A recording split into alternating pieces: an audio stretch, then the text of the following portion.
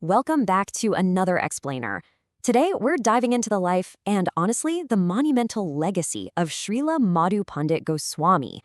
He's such a prominent figure in the Gaudiya Vaishnava tradition, and we're going to explore exactly what the historical texts tell us about a story where deep faith and actual history intertwine. But right out of the gate, I want you to think about this. How does a 16th century scholar leave a legacy that lasts half a millennium? Seriously, how does a single devotee, living in a remarkably simple hut, end up impacting millions of spiritual seekers centuries later? Keep that question in the back of your mind as we walk through this history. Okay, let's map out exactly what we're covering today. 1. Early life and education. 2. The journey to Vrindavan. 3. Serving Sri Gopinath. 4. Teachings and masterpieces. And 5. Eternal legacy and disappearance. All right, let's jump right into section 1, early life and education. So, going back to the year 1480, our sources tell us Madhu Pandit was born in the village of Suryapur, which is in present-day Bangladesh. He was raised in this incredibly pious environment by parents who were just deeply devoted to Lord Krishna. And his education was actually handled personally by his father, who is a well-known Bhagavat Purana and Sanskrit scholar. So, from a young age, he was completely immersed in studying Vedic texts. But what's really cool is he was also highly gifted in dance and music, skills the texts say he would later use beautifully in his devotion. Moving right along to section 2, the journey to Vrindavan. As his spiritual awakening really started to deepen, he became a disciple of Shri Gaudiya Pandita and built a very close relationship with Chaitanya Mahaprabhu himself. Our sources actually note that he traveled all across India with Chaitanya Mahaprabhu. Eventually, though, fueled by this absolute burning desire to find Krishna, Srila Madhu Pandita traveled to the holy land of Vrindavan. He was just constantly praying for the Lord's darshan. And, well, that leads us to the most defining chapter of his entire life. Which brings us to section 3, serving Sri Gopinath. Okay, the timeline of the Sri Gopinath deity is just absolutely fascinating. According to tradition, the original deity was carved over 5,000 years ago by Vishwakarma, and it was installed by Krishna's great-grandson, Vajranabha.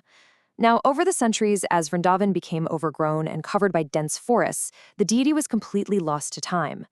Fast forward to the 1500s, and it's miraculously rediscovered at Vamsivara on the banks of the Yamuna River.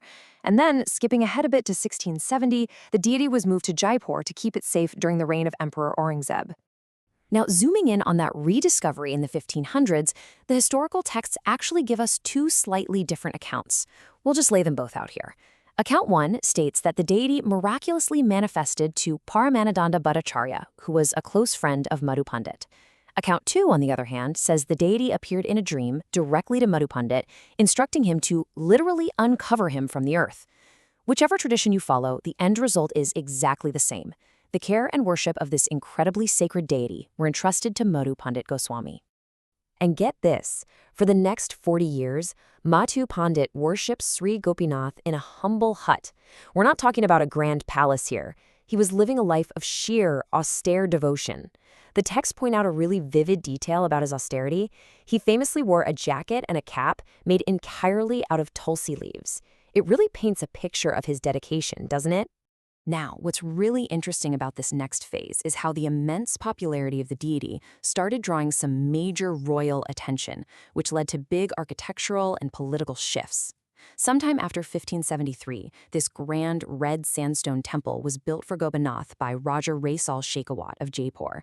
But then, in 1670, during Aurangzeb's wrathful reign, soldiers defiled the temple. That's what prompted devotees to safely move the original deity to Jaipur. Later on, a beautiful new temple was constructed back in Vrindavan by Shri Dagumar Bose, and that's where a substitute deity, a Pratibhunkhu Murti, was installed. To really grasp the emotional impact this deity had on the people of that time, I want to read you this beautiful excerpt derived from the Bhakti Ratnakara. Describing the devotees seeing Gopinath, it says, "When the soothing sweetness entered their hearts, the burning fire of material existence which had previously been burning there was now extinguished." I mean, wow, that is the exact spiritual emotion that Madhu Pandit facilitated for thousands of people. But there is also some incredible, miraculous lore tied to this temple. Our sources recount a very famous tradition regarding Srimati Janava Devi, the wife of Nityananda. The story goes that when she was attending the evening arati, Gopinath actually jumped right off the altar and embraced her, and then the curtains suddenly closed. When they opened back up, she had completely vanished, merged directly into the altar.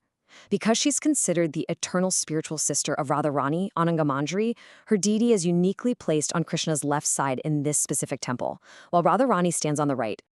All right, let's transition from his physical service to his vast literary and organizational contributions. Section 4, Teachings and Masterpieces. You see, his impact went way beyond just his physical presence in Vrindavan. The texts tell us he was an absolutely brilliant writer. The sources credit him with composing the poetic masterpiece, Sri Krishna Karnamiranta, this magnificent work describing the celestial pastimes of Lord Krishna, which, by the way, is still inspiring seekers today. But beyond his writing, he was a builder.